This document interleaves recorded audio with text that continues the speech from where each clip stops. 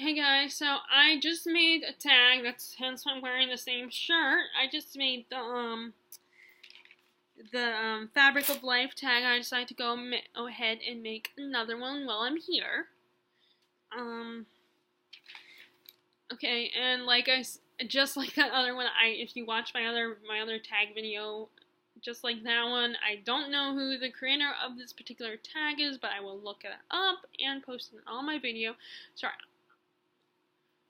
It's like I'm so focused on getting the questions down because I like to write them down in the notebook and answer them beforehand. So, my videos already get pretty long because I, get distracted by other topics that are indirectly related. So I don't want to spend too much time figuring out the answers. So that's why I usually pre-write them down and think about my answers before I make my videos. Okay, so this particular tag is called the subject tag, where you take all the subjects you learn in school and match a book to those subjects. Okay, so the first subject, my least favorite subject, the subject I hate with a passion, that I cannot, I had to take, 3 of the lowest version, the lowest version of this class at my community college 3 semesters, just to get past it so I can get to the class that actually counts for credits. And that is math. Of course, everybody hates math. But, not everybody, but most people do. Okay, so they said you have to pick a book that is a crime novel. And I guess someone explained that they said crime novel because it kind of has to do with problem solving. That's what you do in math. You solve problems with numbers and stuff. And sometimes in crimes, you have to make calculations and work with numbers. Sometimes. So I picked the book I just read that I just returned to the library, so I do not have it in my possession. And that is The Alienist by Caleb Carr, which I decided to read that book because in 2018 there's going to be a series starring Luke Evans and Dakota Fanning, and I don't know who's going to play the other characters. I have to look it up. That's going to be coming to TNT next year. I'm guessing probably January because the book mostly takes place in the winter time. So I think they're probably gonna show it on TV in the winter time, like January, February. But that is basically this alienist who is they're medical professionals who they determine if a criminal is actually insane or not. He is hired by Police Commissioner of New York, Theodore Roosevelt. So I don't know if I'm assuming that's true, that Roosevelt was the commissioner, I guess, before he became the president of the United States at the time. This is like 1896, I want to say, is when the book takes place. And he hires this alienist who also works with, who I'm guessing is Luke Evans' character, I think Luke Evans is going to play this part. He's the crime reporter John Schuyler Moore. He's a crime reporter. The alienist guy, Dr. Kiesler, asked him to help, and the police department, New York Police Department secretary, Sarah Howard, who's trying to be a female detective, and these 2 Jewish detective sergeant brothers. And I think because they are Jewish, people don't take them as seriously. The 5 of them work together to solve the case where this guy is murdering people, murdering boy prostitutes who dress up like women. And of course, that is sinful and goes against God and everything, what they do for a living, so people don't care, even though they're just little boys, and that something drove to them to becoming boy prostitutes. But Roosevelt doesn't like that these boys are being murdered. He doesn't want, so he hires Dr. Kiesler and these other people to solve the case. So obviously it's a crime novel, so that's why I picked that one. And I also didn't want to pick like Women's Murder Club or anything like that. But that one's actually a decent series. I just don't like the author anymore, and I don't like his writing style as much anymore. I kind of, James Patterson. That's who it is. I mean, it works for the series, for what the novel's about, but I'm not as big of a fan anymore. But that would be another good crime novel series, and, okay, so the next subject is science, and they pick science fiction. I don't read a lot of science fiction, but I've read a handful, like Jurassic Park, The Lunar Chronicles, The Time Machine, books like, so I've read a handful of science fiction novels. But the one I chose is by the same author, Michael Crichton, who wrote Jurassic Park. I recommend reading the book Jurassic Park if you're interested, if you've seen the movie. The book is really good. There are some small differences, but the movie mostly follows the book, so I would definitely recommend reading the book. But, like I said, I chose another book written by the author, Michael Crichton, who wrote Jurassic Park. The book I chose is his Timeline, which also has a movie starring Gerard Butler, the guy from the Fast and Furious movies. I'm sorry, I can't remember his name, but the actor from the Fast and Furious movies who passed away. Billy Connolly's in it. I can't think of. I wish I could remember the other actor's name, but it's basically. Oh, David Thewlis from the Harry Potter movies is in it. He played Lupin in the Harry Potter.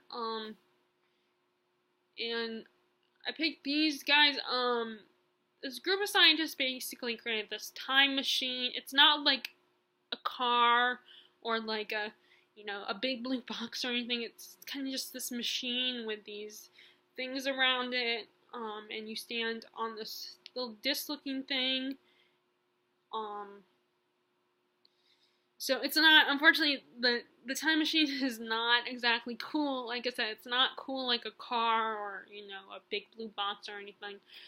And the scientists are trying to figure out a way to go back in time, so they send this one archaeologist to go back, but of course, science fiction, time travel, there's always consequences if you're not careful. You could change the past.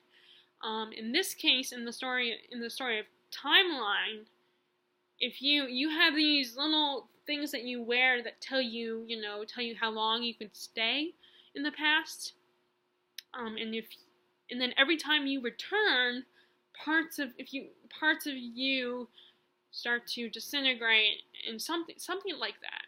Like, you could get stuck there, or you could actually die in the past if you're not careful. And this one scientist ends up getting stuck there in the past. It's like a medieval during the war with Britain and France, the war between Britain and France. I don't know what that particular event was.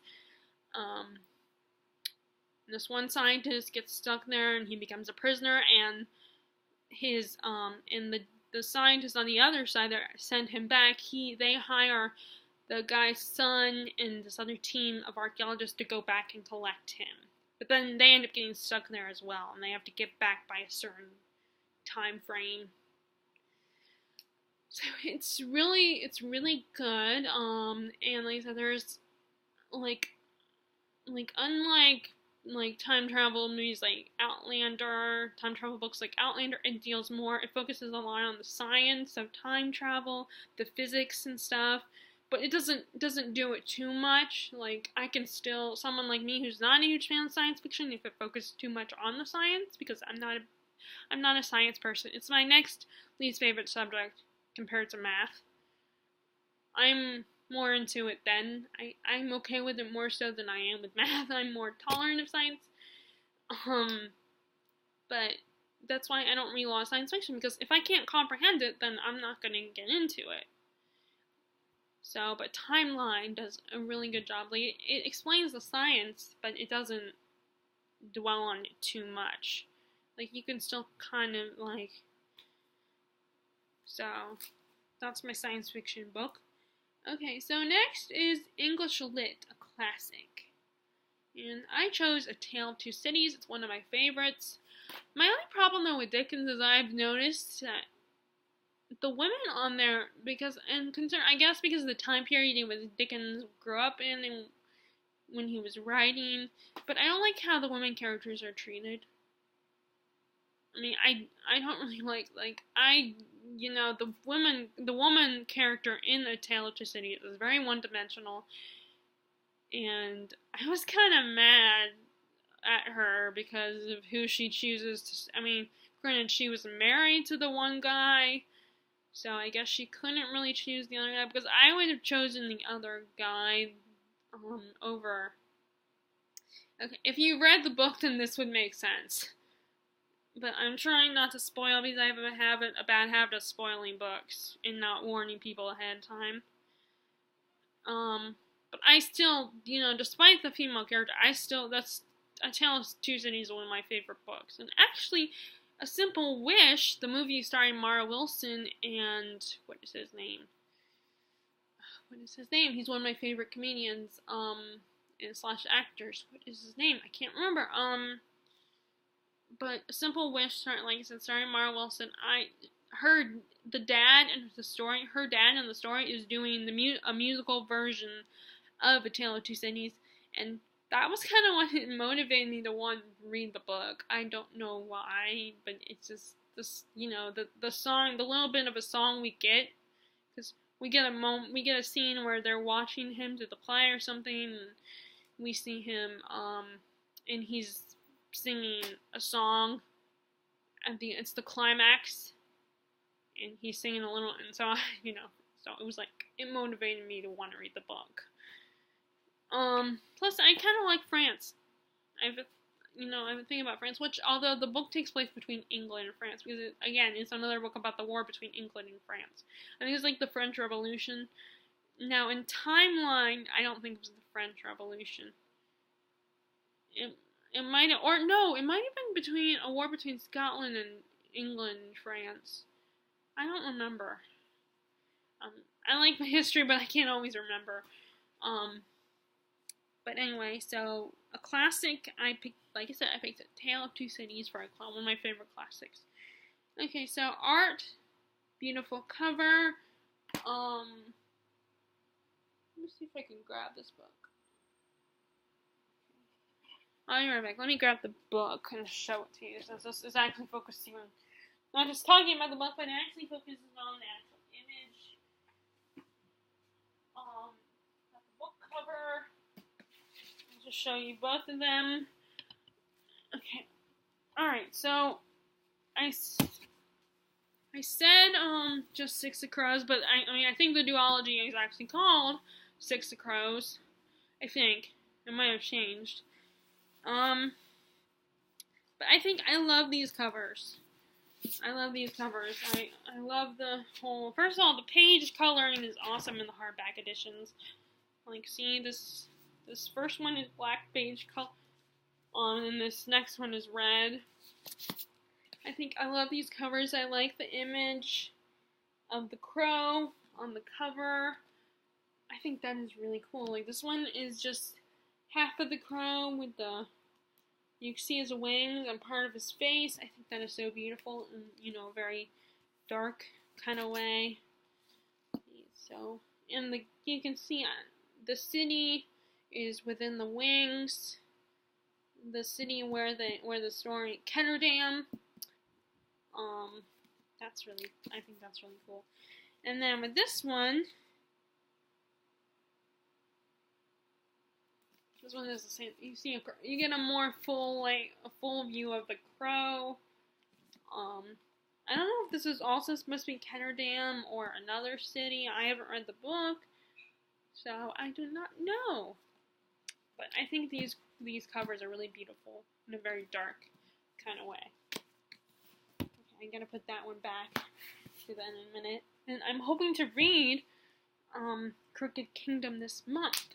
Like I said, I have so many, as I've said before, I have a lot of books to read this month. So,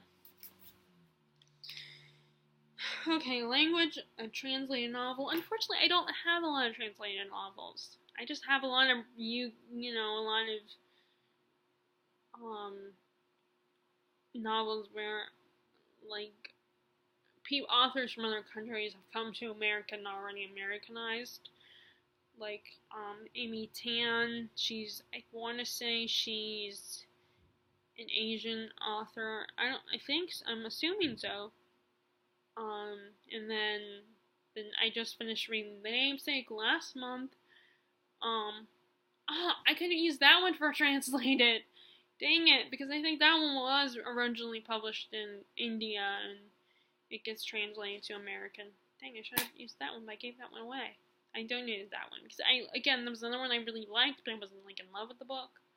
Oh wait, no, actually I have it, but unfortunately I gave it to my mom, and so it's downstairs. And like I said, I try not to make these videos too long, so I would have to like pause the video and go back and get in. I'm also lazy. But The Namesake is one of the translated novels that I technically have, but it's in possession of my mom. It's in her room downstairs. So I guess that one could count. Because I think that one is a translated novel. It was originally translated. Like I said, it was by an Indian author, so it's translated from Indian to American. So I guess I can put that one down.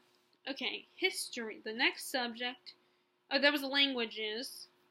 For a translated novel. Okay, so the next one, history and historical fiction. I would have said a book by Kate Morden, who is an awesome author, writes some great historical fiction. But I decided to do something different, pick a different one, and that is Murder on the Orient Express by Agatha Christie.